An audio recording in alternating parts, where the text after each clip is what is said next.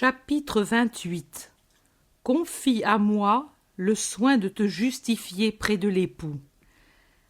Marie dit: Fille bien chérie, quand cessa l'extase qui m'avait comblée d'une inexprimable joie, mes sens se rouvrirent aux choses de la terre. La première pensée qui, acérée comme les épines d'une rose, perça mon cœur enseveli dans les roses du divin amour, devenu mon époux depuis quelques instants, ce fut la pensée de Joseph.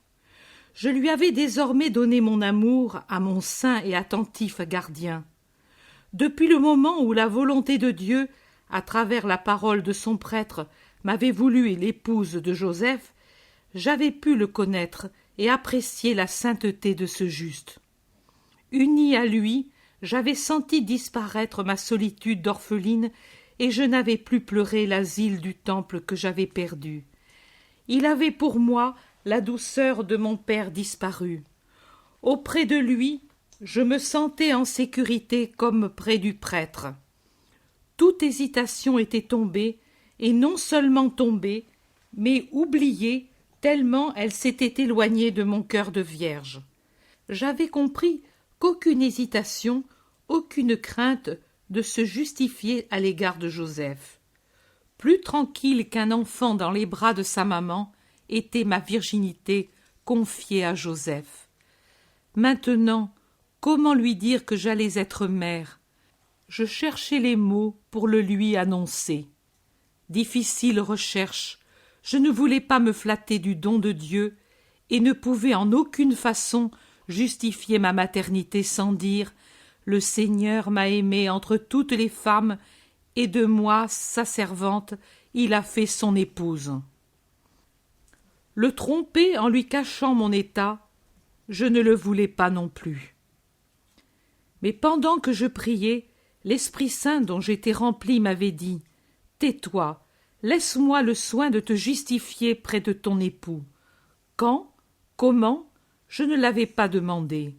Je m'étais toujours fiée à Dieu, comme une fleur se fie à l'eau qui la porte. Jamais l'Éternel ne m'avait laissé sans son aide. Sa main m'avait soutenue, protégée, guidée jusqu'ici. Il le ferait encore maintenant. Ma fille, comme elle est belle et réconfortante, la foi en notre Éternel, bon Dieu!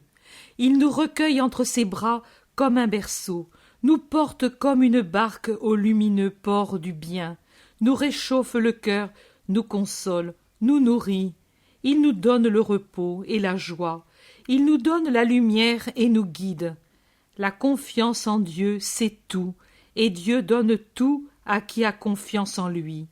Il se donne lui-même. Ce soir-là, je portais ma confiance de créature à la perfection. Maintenant je pouvais le faire puisque Dieu était en moi. J'avais d'abord eu la confiance de la pauvre créature que j'étais, toujours un rien, même si j'avais été la tant aimée que je dusse être là sans tache. Mais maintenant j'avais une confiance divine parce que Dieu était à moi, mon époux, mon fils. Ô joie! Être une avec Dieu, non pas pour ma gloire, mais pour l'aimer dans une union totale, mais pour pouvoir lui dire: toi, toi seul qui es en moi, agis avec ta divine perfection en tout ce que je fais. Si lui ne m'avait pas dit: tais-toi, j'aurais peut-être osé, le visage contre terre, dire à Joseph: l'Esprit est entré en moi et j'ai en moi le germe de Dieu.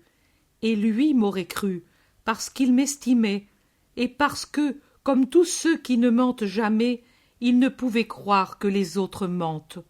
Oui, pour lui épargner la douleur à venir, j'aurais surmonté ma répugnance à m'attribuer une telle louange, mais j'ai obéi au divin commandement, et pendant des mois, à partir de ce moment, j'ai senti la première blessure qui me faisait saigner le cœur.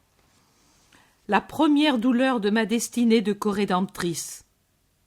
Je l'ai offerte et supportée pour vous donner à vous une règle de conduite dans des moments analogues de souffrance, lorsque vous devez taire à l'occasion d'un événement qui vous met sous un jour défavorable auprès de quelqu'un qui vous aime. Remettez à Dieu la garde de votre réputation et des affections qui vous tiennent à cœur. Méritez par une vie sainte la protection de Dieu, et puis allez tranquille. Même si tout le monde était contre vous, il vous défendra auprès de ceux qui vous aiment et fera ressortir la vérité. Repose maintenant, ma fille, et sois toujours davantage ma fille.